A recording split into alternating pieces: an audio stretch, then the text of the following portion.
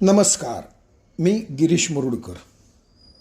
धनंजय दिवाळी अंकाच्या हिरक महोत्सवानिमित्त आयोजित कथा वाचनाचा बहारदार उपक्रम आणि त्यात धनंजयमध्येच प्रकाशित झालेली खिळवून ठेवणारी गूढ कथा घेऊन आलोय तुमच्यासाठी. महंतांचे प्रस्थान. लेखक नारायण धारप, कथावाचक गिरीश मुरुडकर. तर सादर आहे नारायण धारप यांची खाता घासही तोंडात खेळवून ठेवणारी उत्कंठापूर्ण गूढ कथा, महंतांचे प्रस्थान. महावीर आर्य त्याचं नाव. मला तर शंका आहे की हे त्याचं खरं नाव नसावंच. काही कारणानं त्यांनी ते घेतलं असेल. विशेष म्हणजे त्याच्या नावाखेरीज आम्हाला त्याची फारशी माहिती नाही. वय साधारण 30च्या आसपास, शरीर चांगलं कमावलेलं. वेशावरून व्यवसायाचा म्हणजे कामधंद्याचा काही अंदाज बांधता येत नाही, कारण कधी तो एकदम वेस्टर्न कपडे, तर कधी एकदम सलवार झब्बा शाल असा, कधी कधी तर डेनिमचं जॅकेट जीन असाही पेहराव करायचा. एक गोष्ट मात्र सर्वांनी अनुभवली आहे, त्याच्या बोलण्यात गर्व अहंकार असं काही नाही. आमच्या क्लबमधल्या अगदी साध्यातल्या साध्या माणसाशी पण मोकळेपणाने बोलतो.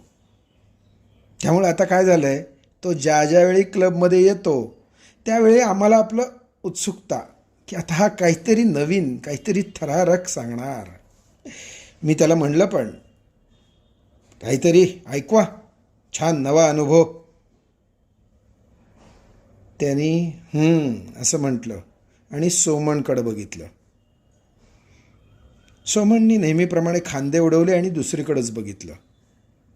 आर्य म्हणाला की हो, तुम्हा सगळ्यांना इंटरेस्ट वाटतो, तुम्ही अगदी चवीचवीनी माझी गोष्ट ऐकता, म्हणून सांगीन तुम्हाला. पण इथं काही मंडळी आहेत, त्यांना नाही आवडत, त्यांचा विश्वासच नाही. पण खरं सांगू का,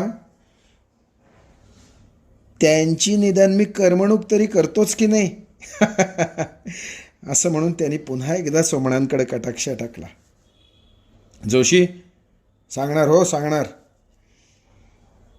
तुमची निराशा नाही करणार, असं म्हणत आर्य मूडमध्ये आला. मला गेल्या काही दिवसात एक मस्त विलक्षण अनुभव आला, अगदी चमत्कारिक. स्पष्टीकरण त्याचं देणं अवघड आहे बरं का, पण फार भन्नाट अनुभव. महावीर मूडमध्ये आला.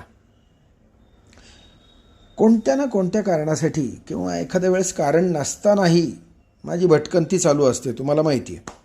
अनेक आदिवासी दुर्गम विभागात मी गेलेलो आहे. आपल्याला वाटतं की जरा वेगळ्या पोशाखातला माणूस दिसला की ते आदिवासी लोक संशयानं बघतात, पण तसं नाही आहे. पुस्तकी शिक्षण नाही त्यांच्याकडं, पण वेडे नाहीत ते लोक. हजारो वर्ष जगतायत, स्वयंपूर्ण जगतात. आलेल्या बाहेरच्या माणसाच्या बॉडी लँग्वेजकडं बघून, पेहरावाकडं बघून, चेहऱ्यावरच्या हावभावावरून ते बरोबर पारख करतात. मला आजपर्यंत त्यांच्यात कधी शत्रुत्वाची भावना दिसली नाही. सातपुड्याचा भाग, अगदी प्युअर आदिवासी भाग, तिथं गेलो होतो मी. काही लहान लहान गावं तिथली अशी आहेत की तिथं गाडी, मोटार, विमान, काय साधी मोटरसायकल पण त्या लोकांनी पाहिलेली नाही. त्यांना बॅटरी, टॉर्च, स्टोव, काडीपेटी हे काहीही माहिती नाही. ठिणगी पाडण्यासाठी ते गारगोटी वापरतात. विश्वास बसत नाही ना. पण अगदी खरं आहे बघा. मी ज्या वस्तीत पोचलो होतो ना, तिथले लोक स्वतःला दहुरा, दौरा, देवरा असं काहीतरी म्हणून घेतात. झाडं, झुडपं, फांद्या, सावल्या याच्यात मिसळून जाण्याची कला त्यांच्यात अवगत आहे. कॅमोफ्लाज म्हणतो ना आपण, तसं. तुमच्यापासून अगदी 5 पावलावर येऊन थांबले तरी तुम्ही त्यांना ओळखू शकणार नाही, तुम्हाला ते जाणवणारच नाही.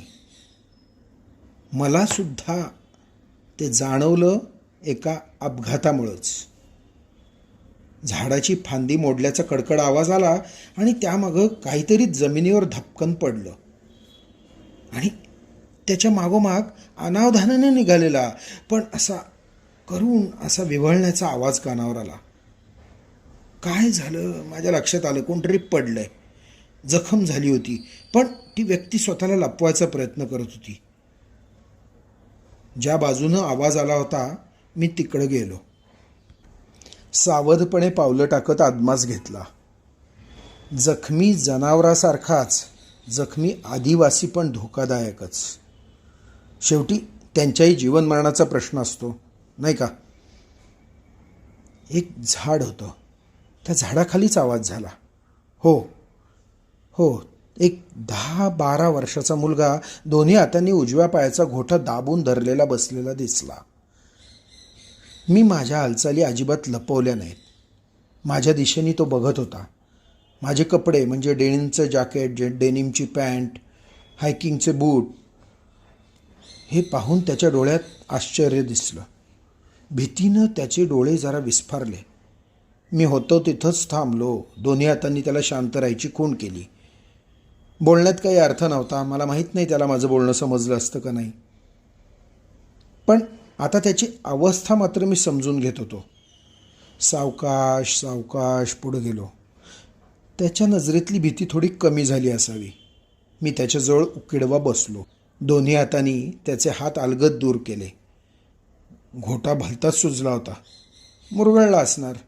रे बापरे, फ्रॅक्चर तर नसेल ना? मनात विचार चालू. मी खांद्यावरचा पॅक खाली घेतला. माझ्या स्वतःच्या भटकंतीत असे अनेक प्रसंग आलेत. एकट्यानं आडबाजूला प्रवास करायचा म्हणजे अशा प्रसंगांना तोंड द्यायलाच लागतं. मी पाण्याची बाटली काढली. औषधाचा डबा उघडला. स्ट्रॉंग पेनकिलर काढली.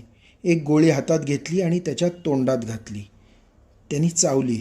तोंड कसं नुसं केलं. तोपर्यंत मी त्याला पाणी पाजलं. पाणी मात्र तो घटघट पिला.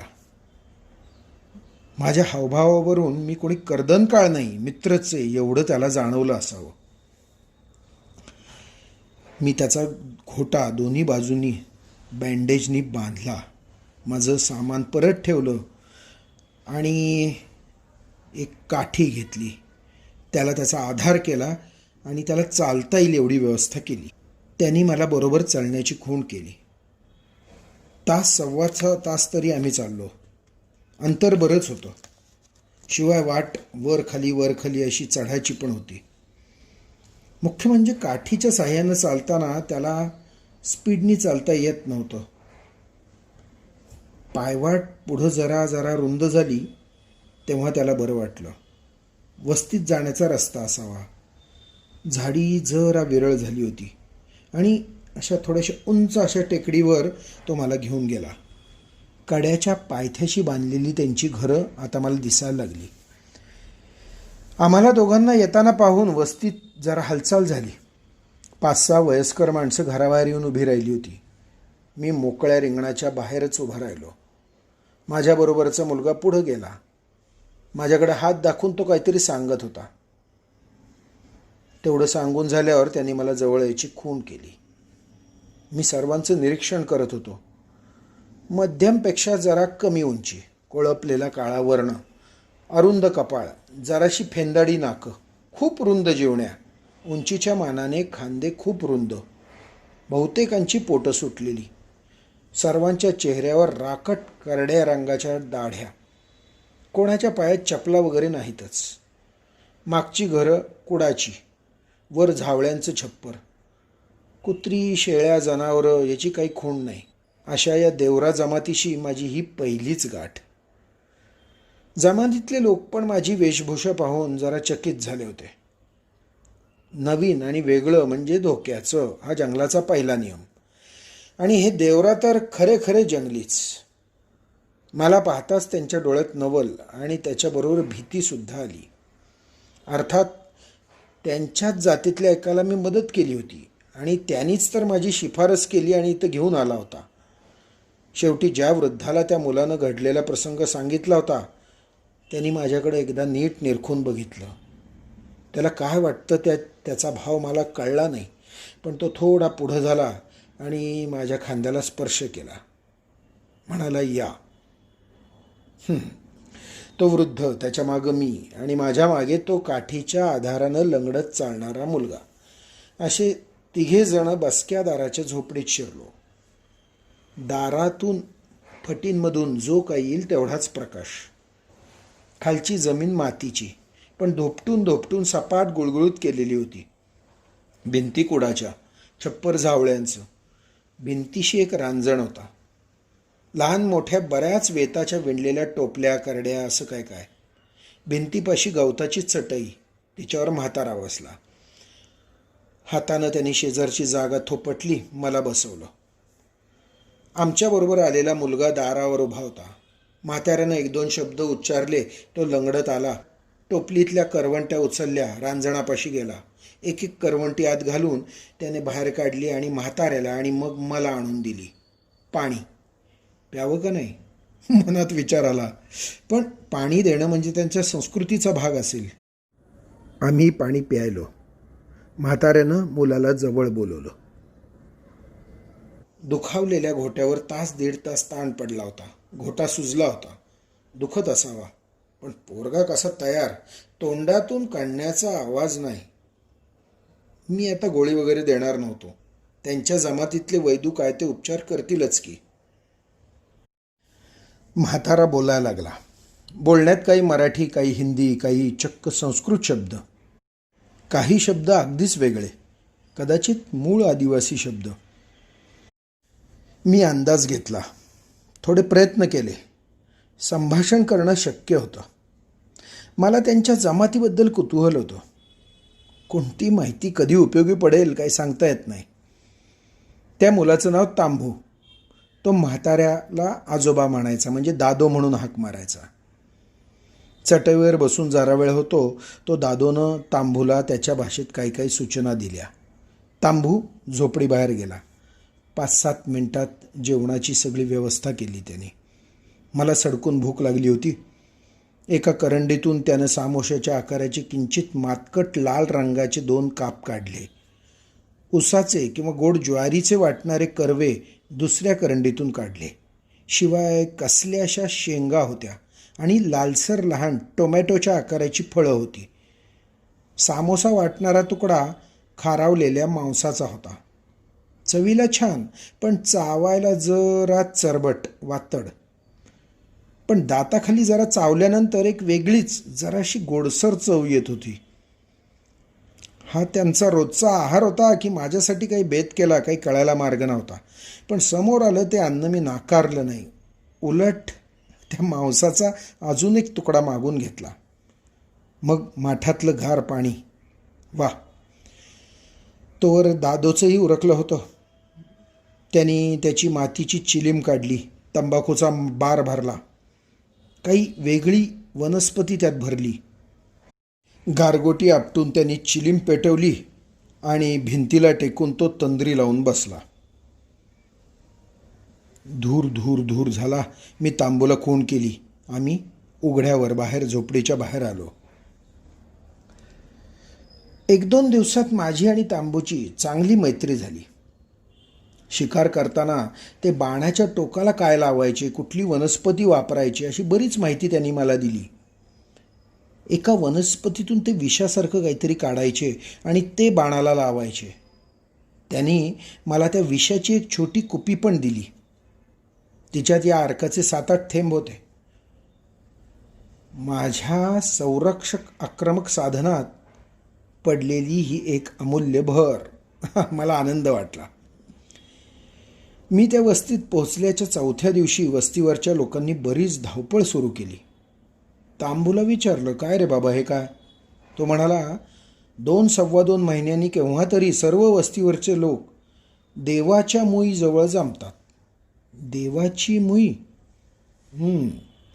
त्यांचे जे कोणी देवऋषी मांत्रिक असतात ते ग्रह नक्षत्रांच्या स्थानांवरून हा मुहूर्त काढत असतात.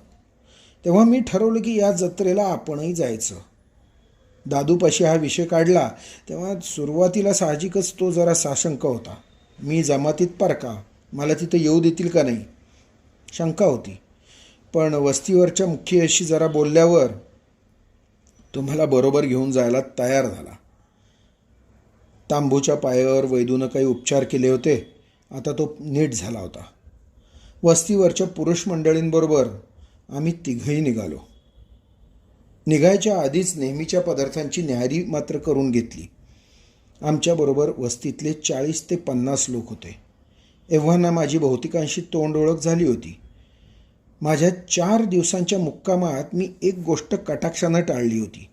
दाढीचं सामान, आरसा, टॉर्च, लायटर अशासारख्या आधुनिक वस्तू पॅकमधून अजिबात बाहेर काढल्या नाहीत. त्यांच्यात आणि माझ्यात फरक होता फक्त वेशभूषेचा, आणि तो त्यांनी स्वीकारला होता. त्यांच्यातही तऱ्हेतऱ्हेचे पोशाख केलेले लोक होतेच की.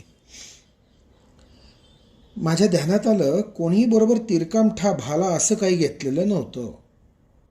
वस्तीच्या एका कडेपाशी वरच्या टेकडीवर चढणारी वाट होती. तसा मी चढण्यात कच्चा नाही, पण तो चढताना म्हातारा दादूसुद्धा माझ्या पुढे जात होता. दमछाक होईपर्यंत 1200 फूट चढल्यानंतर टेकडीचा माथा दिसायला लागला. माथा बोडका होता. नजर चारी बाजूला दूरवर पोहोचत होती. सगळीकडं गर्द झाडी, पण लक्षात ठेवण्यासारखा एकही लँडमार्क नाही. माथ्यावरून मंडळी पश्चिमेच्या दिशेनं निघाली. वाट झाडातून खाली पायवाट अशी नव्हतीच. थोडक्यात म्हणजे ही काही रोजची वाट नाही. 2-4 महिन्यातून कधीतरी एकदा वापरणारी वाट. लहान सहान चढ उतार, 1-2 लहान मोठे नाले ओलांडले. जवळपास 4-5 मैलांचा प्रवास केला.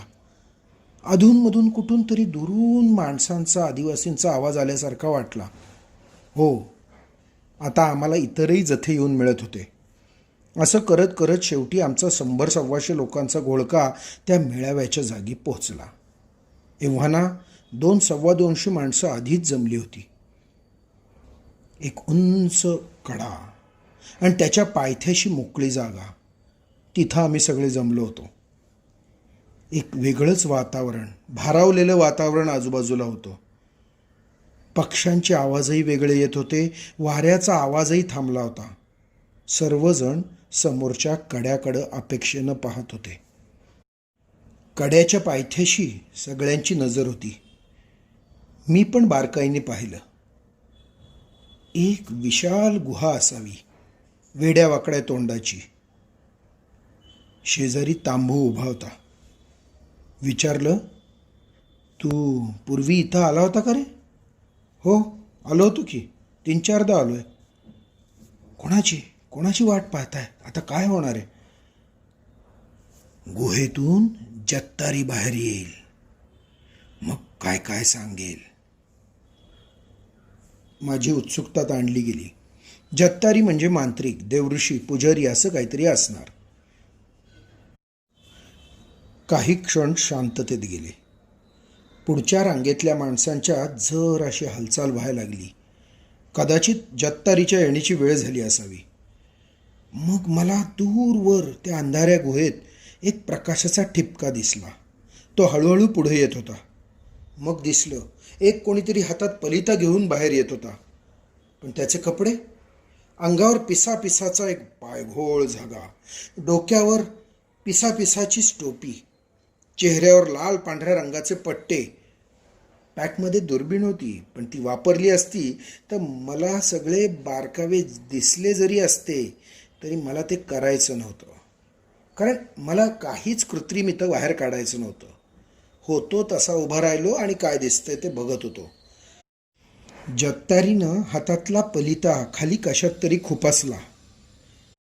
गुहेच्या तोंडाशी आधीच एक होळी तयार करून ठेवली होती. होळी धडाधडा पेटली. हातातला पलिता उंच धरून जत्तारी त्याच्या भोवती नाचायला लागला. वातावरण गूढ व्हायला लागलं.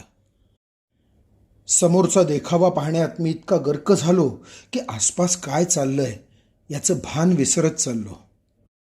जवळूनच कुठून तरी ठोक्याचे आवाज येत होते आणि माझ्या छातीत सुद्धा धडधड होत होती.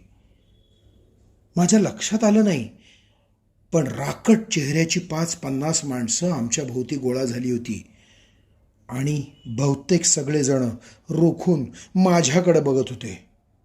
काय बघत होते? काय मनात होतं? मी सावकाश चोहीकडे पाहिलं. 5-50 लोक तरी असावीत. चेहरे संतापलेले, एकमेकात गुरगुरत काहीतरी बोलत होते. नजर आणि बोटं मात्र माझ्याकडं होती. माझ्या हातापायाला घाम फुटायला लागला. काय होतंय? काय होणार आहे? तांबूकडं मी भयभीत नजरेनं पाहिलं, पण त्याचाही चेहरा गामेजला होता. तोही गडबडला होता. तांबू, काय रे? काय प्रकार आहे हा? घाबरलेल्या चेहऱ्याने तो एकदा दादूकडं आणि एकदा माझ्याकडं बघत होता. तांबू, बोल ना, गप्प का?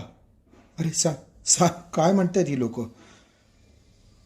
दादू पुढं होऊन त्या लोकांशी तावातावानं काहीतरी बोलत होता. तांबू, काय म्हणतायत? तांबूनी खालच्या आवाजात सांगितलं, ते म्हणतात तू वाईट आहेस. वाईट, धोक्याचा, अरिष्ट आणणारा, अपशकुनी. मग मग काय? ते म्हणतायत जत्तारीसमोर न्याय व्हायला हवा. वस्तीत तर राहून द्यायचं नाहीच, पण तुझ्यामुळं वस्तीवर मोठं संकट येणार आहे म्हणतात. काही वेगळं दिसलं की धसका घ्यायचा, राग घ्यायचा, जमलं तर नाश करायचा, ही ठराविक प्रक्रिया याही जमातीत असावी. वास्तविक वास्तविक ते सगळे निशस्त्र होते. माझ्याकडे मात्र माझ्याकडे रिव्हॉल्वर होतं. 20-25 जणांना मी सहज ठार करू शकलो असतो, पण तो योग्य मार्ग नाही.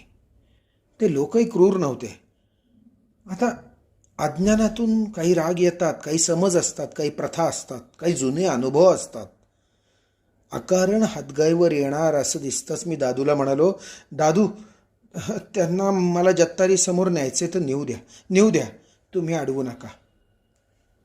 पण पण अदिती असं काहीसं दादू म्हणाला. त्याच्या म्हणण्याचा अर्थ असा होता की तू अतिथी आहेस आमचा.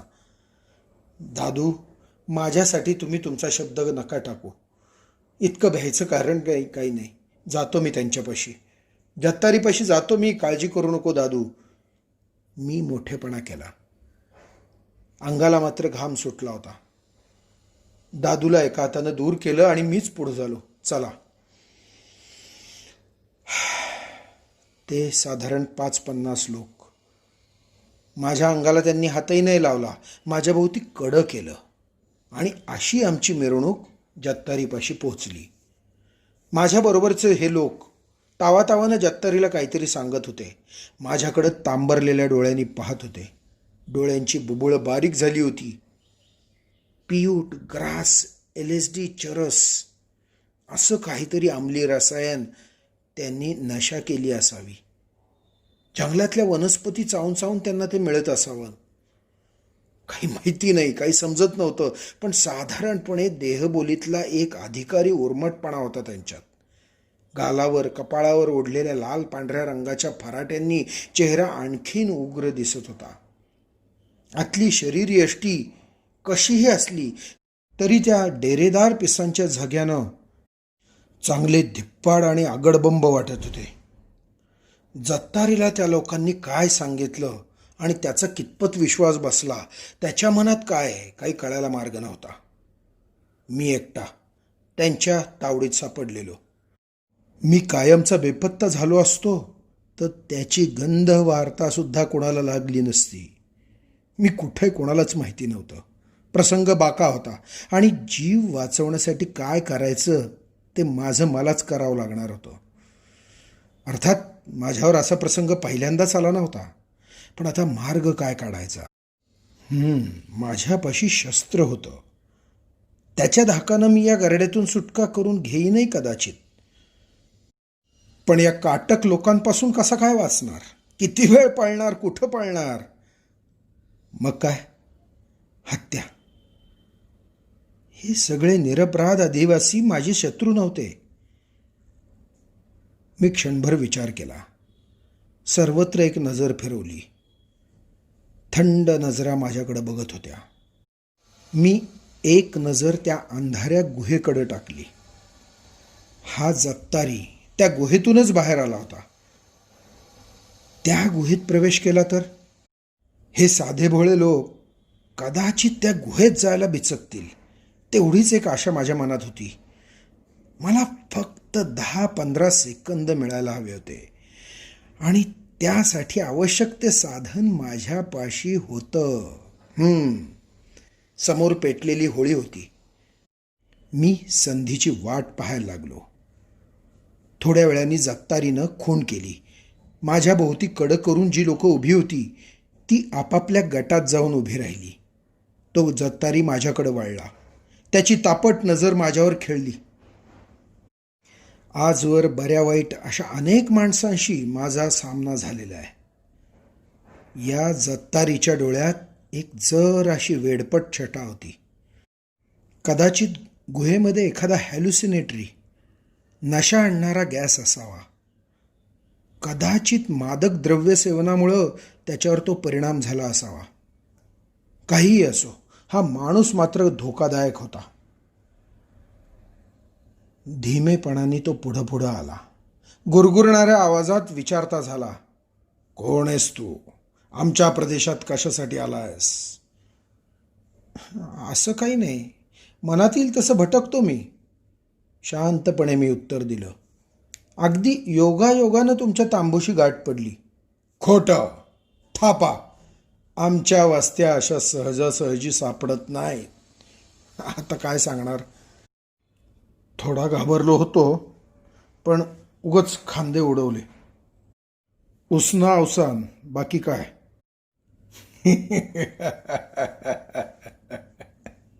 खूप पाहिले तुझ्यासारखे. सोनं, हिरे, दुर्मिळ वनस्पती पाहिजेत तुम्हाला. ते शोधायला येता इथं. चोरून मारून येता, नाही तर नाटकीपणा करता.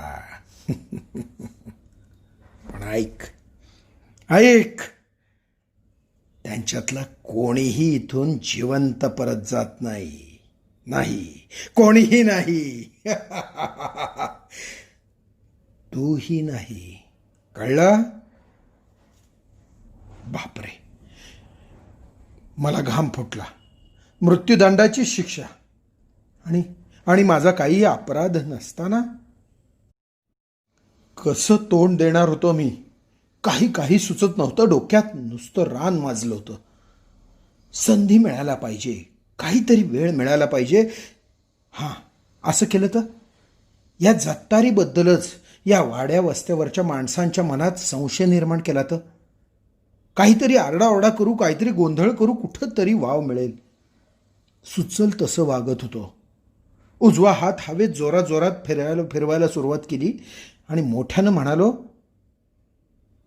तुमच्यातले काही जण, हा तुमचा जत्तारी. अरे मला हे वाईट का ठरवताय? मी तुमचं काही नुकसान केलं का? मी उलट तांबूला मदतच केली ना. तुम्हा सर्वांना मदत करणार होतो. तुमच्या सगळ्या जमातीच्या भल्यासाठी काहीतरी करायचं माझ्या मनात होतं. मग या स्वार्थी जत्तारीची किंमत कमी झाली असती ना. त्याचा नशा उतरला असताना. स्वतःच्या स्वार्थासाठी सगळ्या जमातीचं खूप मोठं नुकसान करतोय हा जत्तारी. मी काय अचानक आलो तसा अचानक जाणार आहे. पहा, या जत्तारीमुळे तुमचं नुकसान होत आहे.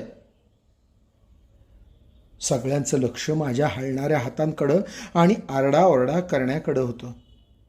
तेवढ्या वेळात माझा डावा हात मी शिताफीनं जॅकेटच्या आतल्या ठराविक खिशात नेला. त्या खिशात एक लहानशी पुडी होती. ती बाहेर काढली. पुडीत मॅग्नेशियमची पावडर होती. ज्वालाग्राही आणि अत्यंत प्रखर असा प्रकाश येतो त्याचा आगीत टाकल्यावर. फोटोग्राफीच्या वेळेला ही पूर्वी वापरायची. लख्ख प्रकाश पडायचा. मी पुडी उघडली. पहा म्हणत असतानाच माझे डोळे घट्ट मिटून घेतले आणि उघडी पुडी होळीमध्ये टाकली. एकूण एक सर्वांचे, अगदी जत्तारीचंही लक्ष माझ्या हाताकडे होतं. होळीत एकदम लखलखाट झाला. 2-2.5 हजार वॉटच्या फ्लॅश सारखा. घट्ट मिटलेल्या डोळ्यातूनही मला तो लखलखाट जाणवला. पुढचे 7-8 सेकंद तरी सर्वांचे डोळे दिपणार होते. तेवढीच सवड हवी होती मला. मी वळलो. पायांचा अजिबात आवाज न करता जत्तारी ज्या गुहेतून आला होता त्या गुहेकडे पळालो. पुढचा मागचा काही विचार न करता थेट गुहेत शिरलो. पडत धडपडत आत आत जात राहिलो.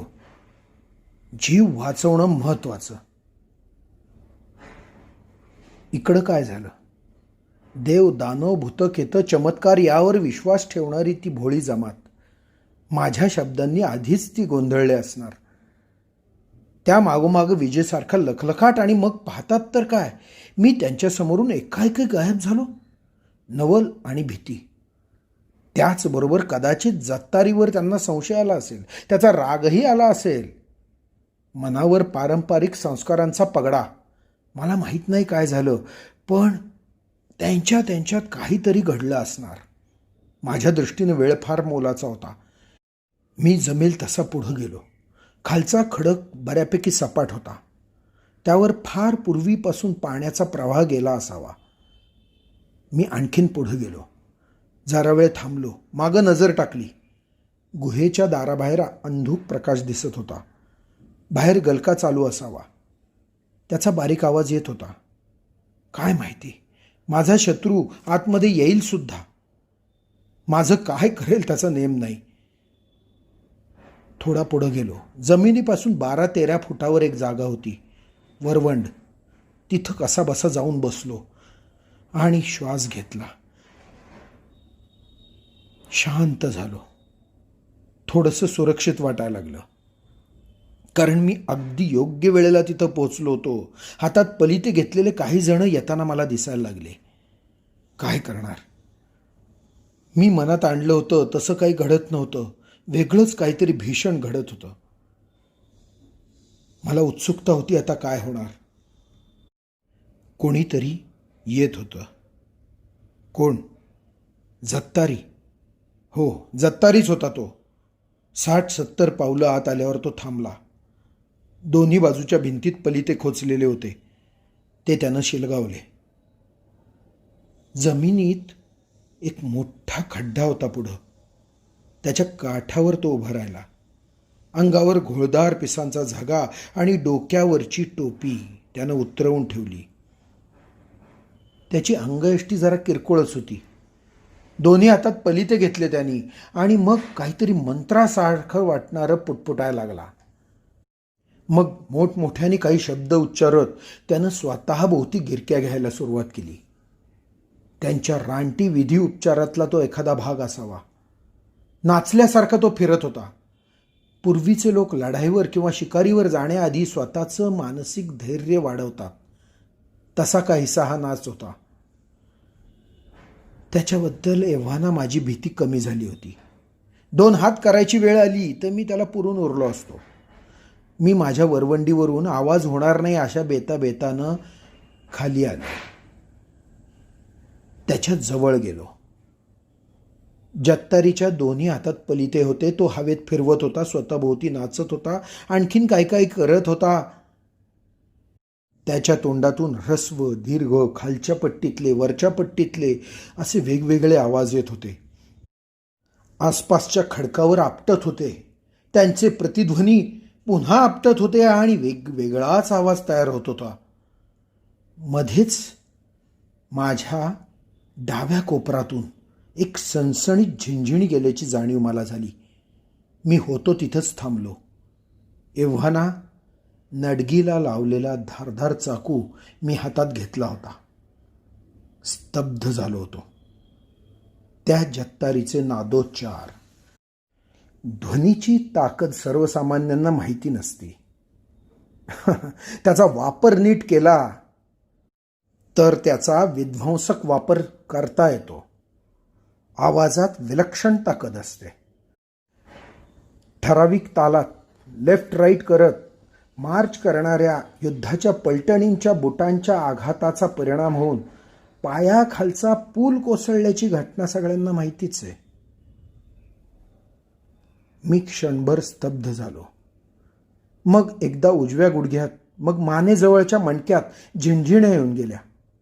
एकूण इथं धोका होता. जत्तारीला त्याची समज असो वा नसो, पण तो एक फार प्राचीन मंत्रसिद्धीचा वापर करत होता आणि ही क्रिया निरर्थक खास नव्हतीच. माझ्या शरीराच्या एखाद्या भागावर त्या नादलहरींचा क्षणमात्र परिणाम झाला होता, पण तो एक अपघाती योगायोग होता. पण जत्तारीचा हा विधी काहीतरी खास हेतू ठेवून योजण्यात आला होता. त्या ध्वनिलहरी कुठेतरी पोहोचत असल्या पाहिजेत, आपलं कार्य करत असल्या पाहिजेत. प्रकरण वाटतं तेवढं सोपं नव्हतं. जत्तारी अडाणी असेल, पण त्याच्या हातात अस्त्र होतं. मला सावध व्हायला हवं होतं. कोणत्याही अनपेक्षित घटनेला तोंड देण्यासाठी आता मी तयार होत होतो. त्या जत्तारीपासून मी 5 पावलावर पोचलो होतो, पण तो आपल्या विश्वात एवढा गर्क होता की त्याला आसपासचं काही भान नव्हतं. त्याचे ते चमत्कारिक शब्दोच्चार तालासुरात चालू होते, त्याचे एको एकमेकांवर आदळत होते. एकाएकी मला जाणवलं की आसपासची हवा थंड पडते. लहान सहान गोष्टींकडे दुर्लक्ष करण्याचा माझा स्वभाव नाही. मेंदूला धोक्याची सूचना अनेक दिशांनी मिळत होती. माझी खात्री झाली, जत्तारीच्या या प्रयत्नाला कुठून तरी प्रतिसाद मिळणारच. माझा अंदाज चुकला नाही. तो प्रचंड खड्डा कसला, ते एक खूप खोल विवर होतं. विवरातून काहीतरी सावकाश वर येत होतं. काय होतं ते? त्याचं वर्णन कोणत्या शब्दात करणार? वाहत्या वितळत्या बदलत्या पृष्ठांचा एक भयानक आकार. त्याला त्या जत्तारीनं जागृत केलं होतं. आता काय होणार? हे जे विवरातून वर येतंय ते जर संपूर्ण बाहेर आलं तर काय होणार? विलक्षण अनर्थ. पण त्याला थोपवणार कसं? आठवणी गत आयुष्यात गेल्या. विलक्षण वेगानं 2 नावं माझ्या डोळ्यासमोर आली. शिवदास पुजारी आणि सुमंत दिवाकर. अशा अमानवी अस्तित्वाविरुद्ध संघर्ष करण्यासाठी शिवदासजींनी मला मोत्यासारखे दिसणारे काही दाणे दिले होते. आणि सुमंत दिवाकराने मला एक 3 व्यंजन मंत्र शिकवला होता. तीच ती ध्वनीची शक्तीची किमया. ठराविक क्रमानं, ठराविक लयीनं, ठराविक पद्धतीनं त्या मंत्रांचा उच्चार केला तर सर्व सृष्टीचक्र काही क्षण थोपवण्याची विराट शक्ती त्या मंत्रात होती. हाताशी साधना होती, वापरण्यासाठी अवधी मिळणार होता. यश मिळणार की नाही याची खात्री नव्हती, पण तशी ती कधीच नसती. मी ती व्यंजनं डोळ्यासमोर आणली. शक्य तितकं मन एकाग्र केलं आणि योग्य पद्धतीनं त्याचा उच्चार केला. काय होणार? माझ्या छातीची धडधड वाढली. पापणी लवायच्या आत जत्तारी आहे तसा गोठला. पली त्यांच्या फडफड करणाऱ्या ज्वाळा चित्रासारख्या निश्चल झाल्या. सर्व हालचाल गोठली. मला जेमतेम 5 सेकंद मिळणार होते. मला ते पुरेसे होते. जॅकेटच्या खिशातून मी तो बटवा काढला. त्यातले 10-12 मणी हातात घेतले आणि हात मागे करून वाट पाहत थांबलो. सेकंदाभरातच सर्वत्र चेतना आली. हातातले मणी घे आणि मर अशी गर्जना करत मी समोरच्या त्या अभद्र आकारावर फेकले. त्या अमानवी द्रव्याचा स्पर्श होताच त्या मण्यांचे जळते निखारे झाले. ज्वालामुखीचा तप्त लाव्हारस पसरावा तशी ती आग त्या सर्व आकारात पसरली. एक गडगडाटी आवाजातली प्रदीर्घ आरोळी ठोकून तो आकार खालच्या विवरात गडप झाला. आपल्या आसपास काय घडतंय याची त्या जत्तारीला तिळमात्र कल्पना नव्हती. क्षणभरात त्याच्या सर्व आडाख्यांचा चक्का चूर झाला होता. दिग्मूढ होऊन तो समोरच्या काळ्या विवराकडे पाहत होता. आणि मग तो घरकन माझ्या दिशेने वळला. तू! डोळ्यातून अंगार ओकत तो माझ्याकडे बघत होता.